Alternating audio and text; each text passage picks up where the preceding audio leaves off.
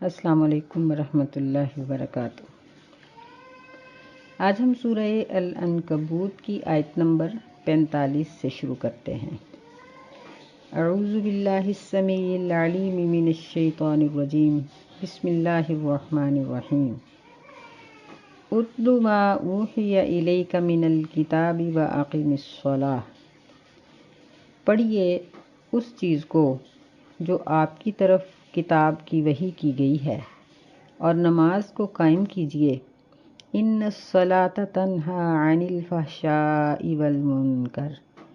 بے شک نماز روکتی ہے برائی سے اور بے حیائی سے، والمنکر اور برائی سے۔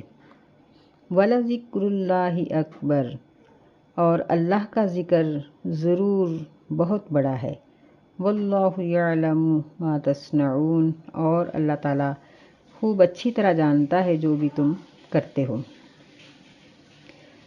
مکہ میں رسول اللہ صلی اللہ علیہ وسلم پر اور مسلمانوں پر جو ظلم و ستم ہو رہا تھا، اللہ تعالیٰ انہیں ثابت قدم رکھنے کے لیے ان کو تاکید فرما رہے ہیں، کیونکہ ان کے لیے بہت سی مشکلات تھیں۔ سورت کے شروع میں اسی چیز کا ذکر کیا گیا ہے کہ ان مشکلات کو برداشت کرنا یہی استقامت ہے، اور ان آزمائشوں پر اللہ تعالیٰ بندے کو بہت زیادہ اجر دیتے ہیں۔ تو یہاں اللہ تعالیٰ اسی مقصد کے لیے نبی صلی اللہ علیہ وسلم کو یہ حکم دے رہے ہیں کہ اتل ما اوحی الیک من الکتاب، کہ کتاب کی جو وحی آپ کی طرف کی گئی ہے آپ ان پر پڑھیں۔ یعنی یہ اللہ تعالیٰ نے نبی علیہ السلام کو حکم دیا کہ آپ ان پر کتاب کو پڑھیں اور اس کو سمجھائیں۔ اس سے پہلے بھی اللہ تعالیٰ نے کئی قسم کے واقعات کے بارے میں فرمایا، جس طرح فرمایا کہ وَاتْلُ عَلَيْهِمْ نَبَأَ ابْنَيْ آدم، کہ ان پر آدم علیہ السلام کے بیٹوں کی خبر پڑھو، ان پر نوح علیہ السلام کی خبر پڑھو، ان پر ابراہیم علیہ السلام کی خبر پڑھو۔ لیکن یہاں مطلقاً یہ بات کہی گئی ہے کہ وہ کتاب آپ ان پر پڑھیں جو آپ پر نازل کی گئی ہے۔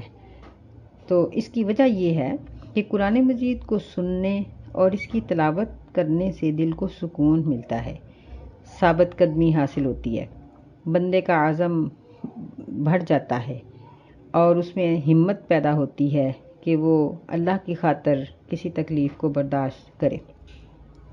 قرآن مجید کی تلاوت ہی انسان کے دل میں پختگی پیدا کرتی ہے، اور اس پختگی کی وجہ سے ہی پھر مصائب اور مشکلات برداشت کرنے کی طاقت پیدا ہو جاتی ہے۔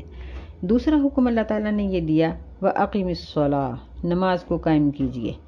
یعنی قرآن مجید میں ہر جگہ پر نماز کو پڑھنے کی بجائے قائم کرنے کا حکم دیا گیا ہے۔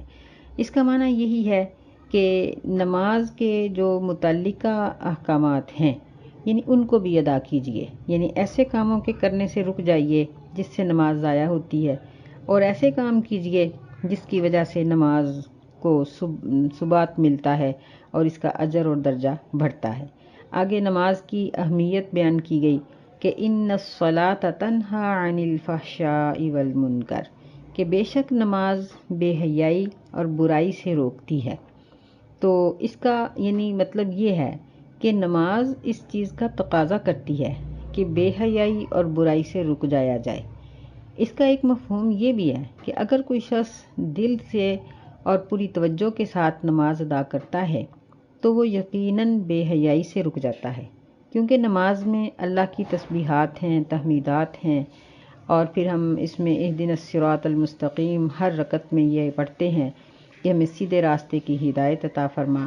تو تمام بے حیائی اور برائی کے جو کام ہیں یہ سیدھے راستے سے ہٹ کر ہیں۔ تو اس لیے فرمایا کہ نماز تو بے حیائی سے روکتی ہے، رکنے کا حکم دیتی ہے۔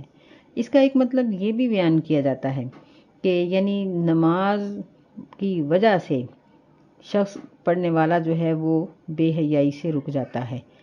اور پھر اس کا ایک مفہوم یہ بھی بیان کیا جاتا ہے کہ اگر کوئی شخص نماز تو پڑھے لیکن بے حیائی اور برائی سے باز نہ آئے تو اس کی نماز کالعدم ہو جاتی ہے، اور اس کے بارے میں کئی احادیث کا حوالہ بھی ہے۔ لیکن یہاں یہ بات یاد رکھنی چاہیے کہ جتنی بھی احادیث اس سلسلے میں بیان کی گئی ہیں وہ ساری ہی ضعیف ہیں یا پھر کمزور درجے کی ہیں۔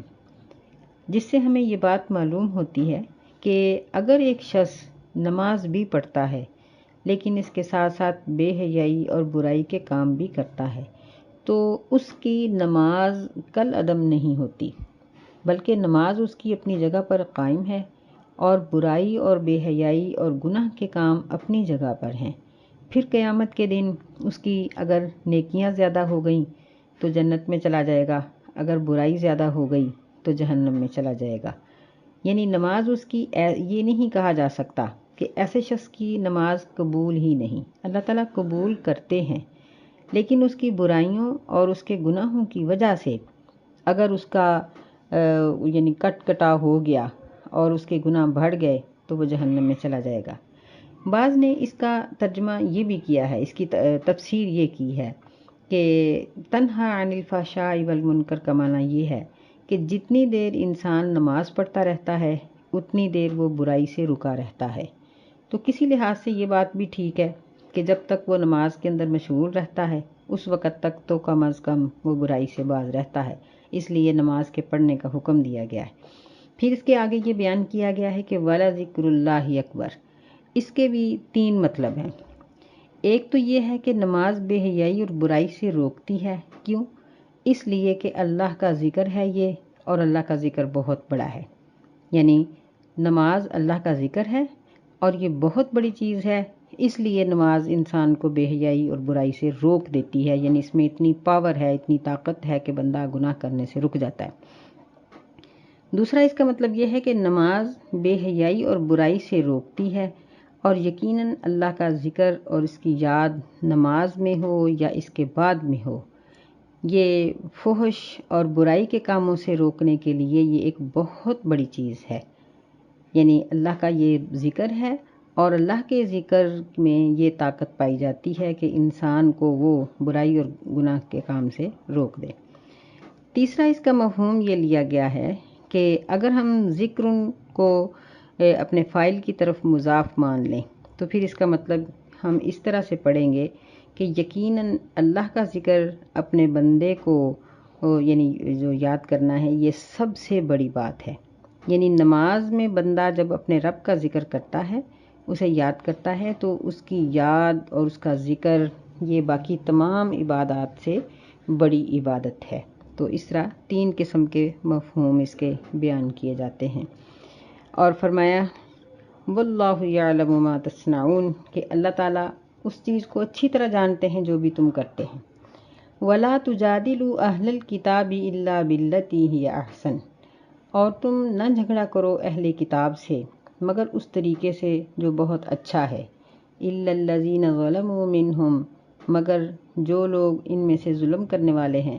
وقولوا آمنا بالذی انزل الینا وانزل الیکم، اور کہو کہ ہم اس ذات پر ایمان لائے، اس کتاب پر ہم ایمان لائے۔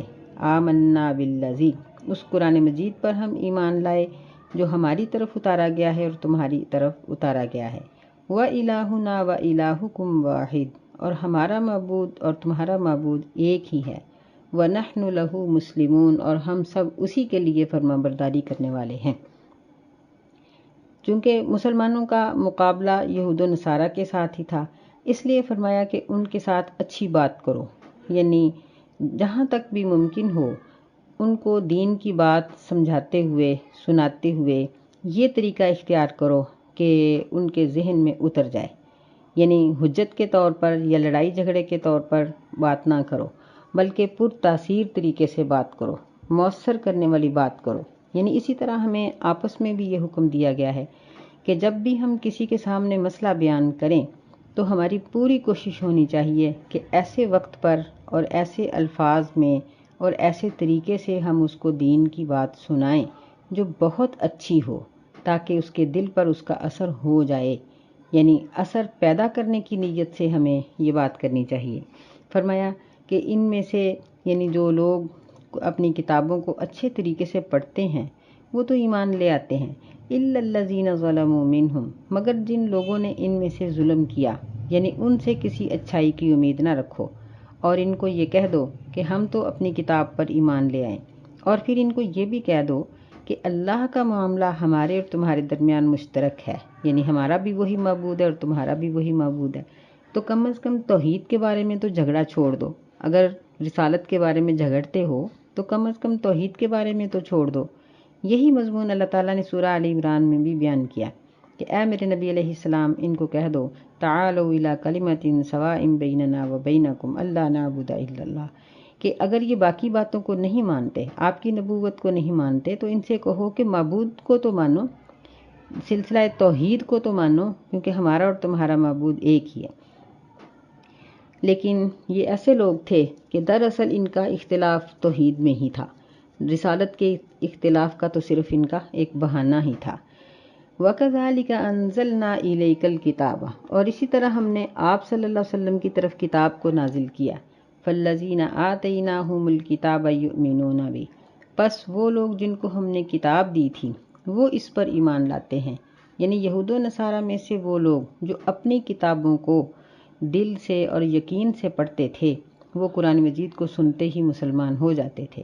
وَمِنْ هَٰؤُلَاءِ مَن يُؤْمِنُ بِهِ، اور ان لوگوں میں سے یعنی مشرکین مکہ میں سے بھی جو شخص بھی اس پر ایمان لے آیا۔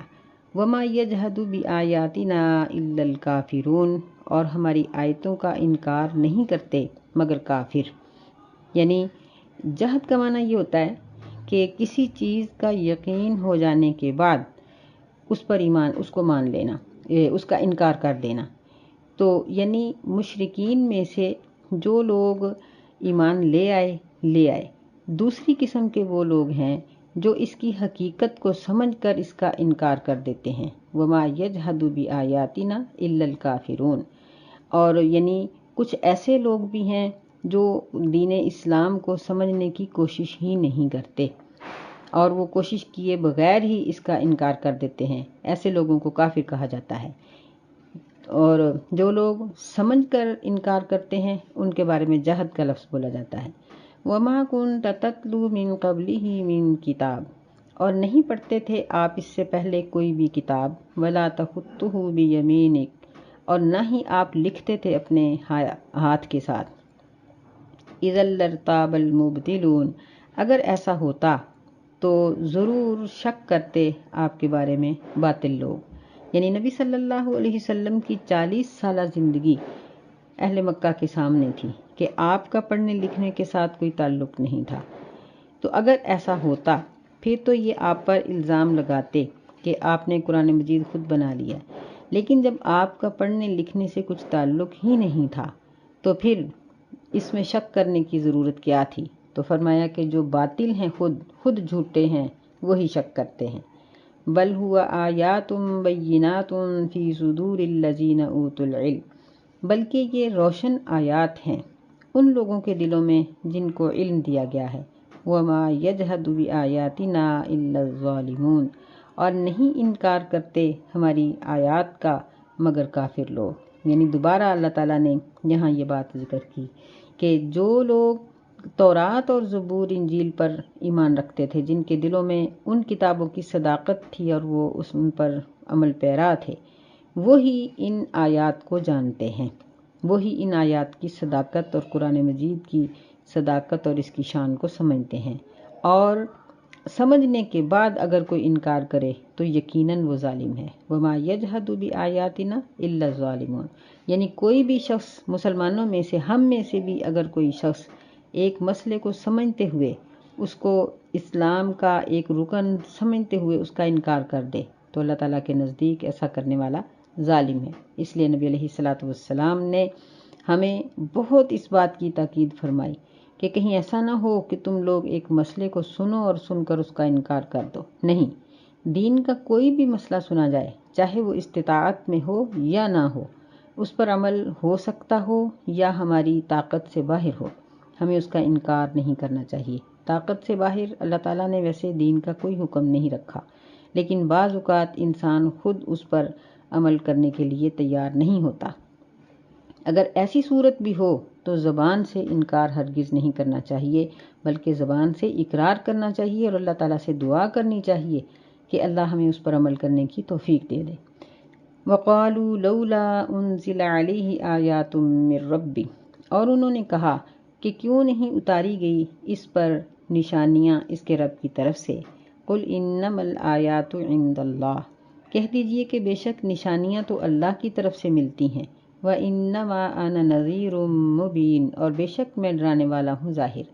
اولم یکفہم انا انزلنا علیک الکتاب یتلی علیہم، کیا ان کے لیے یہ نشانی کافی نہیں ہے کہ بے شک ہم نے نازل کی ہے آپ صلی اللہ علیہ وسلم پر کتاب جو ان پر پڑھی جاتی ہے۔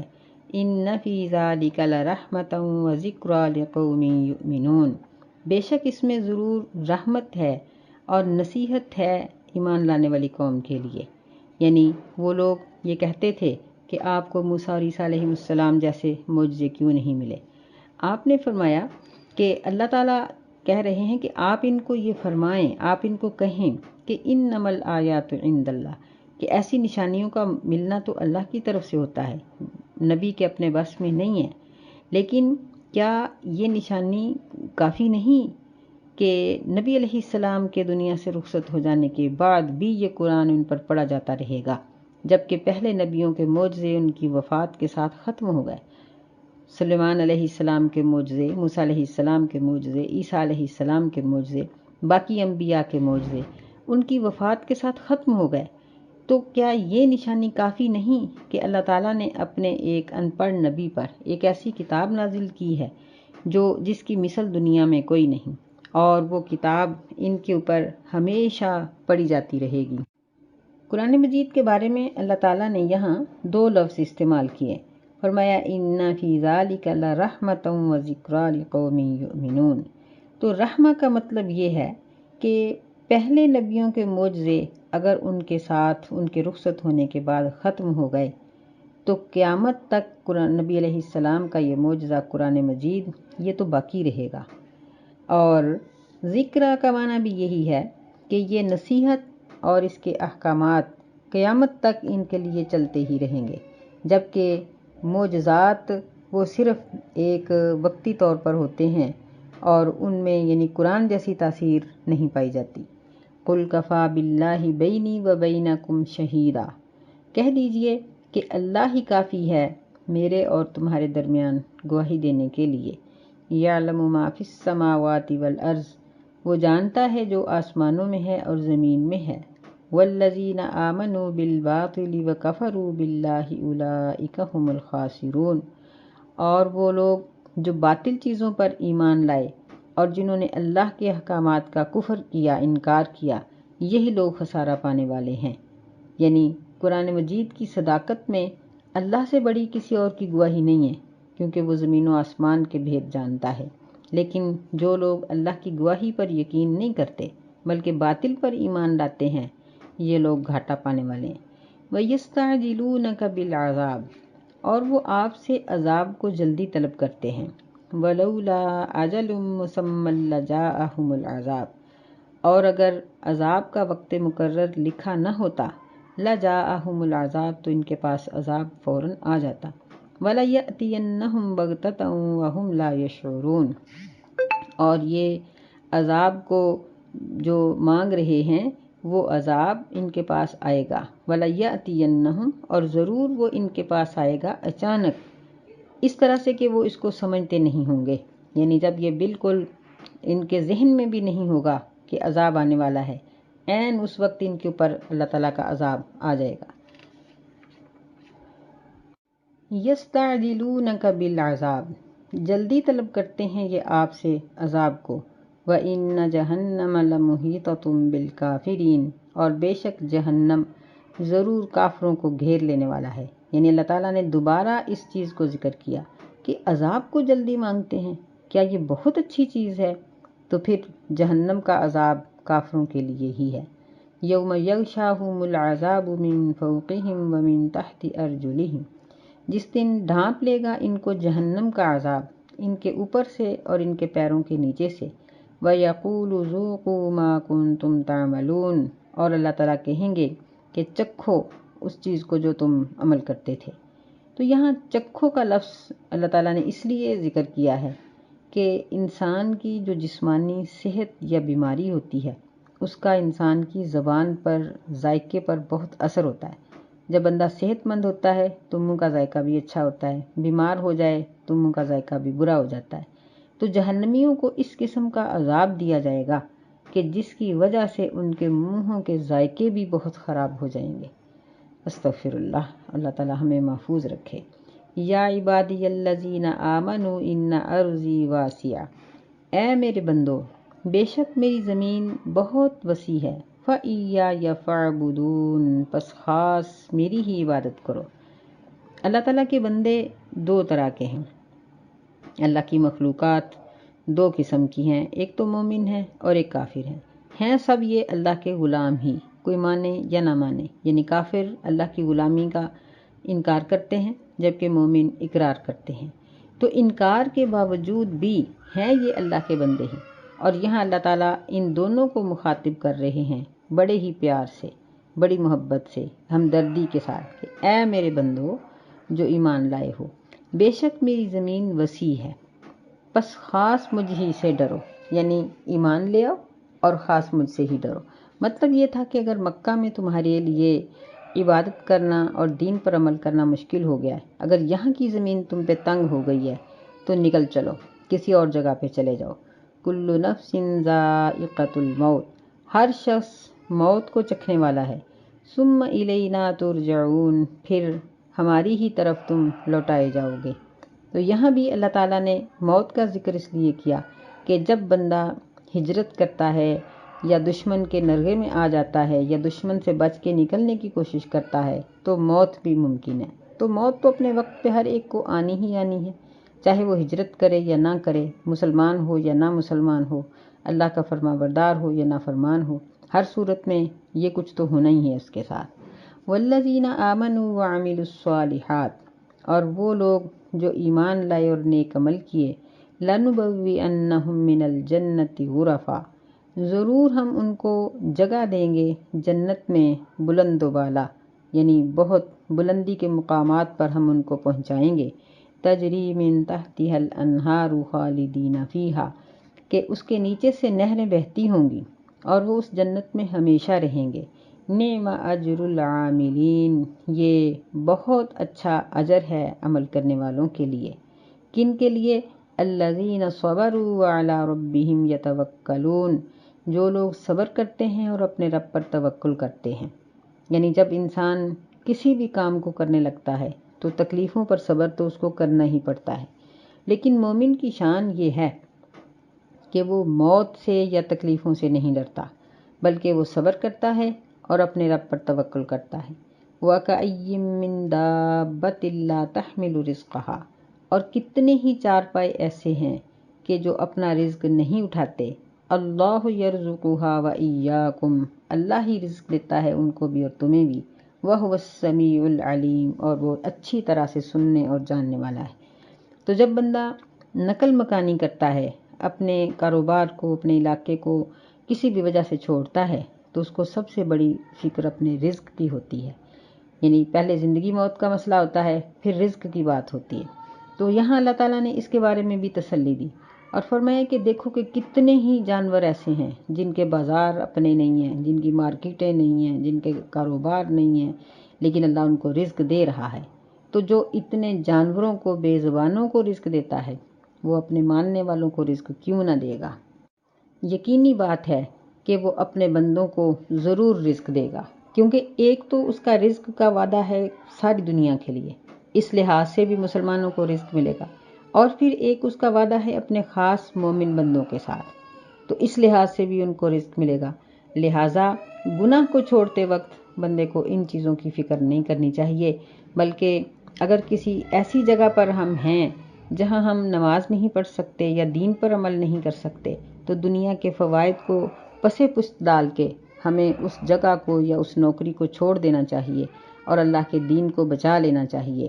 اللہ تعالی ہمیں ایمان اور سلامتی والی زندگی عطا فرمائے اور آخرت میں بھی ہمیں سرخرو فرمائے۔ آمین۔ السلام علیکم ورحمۃ اللہ۔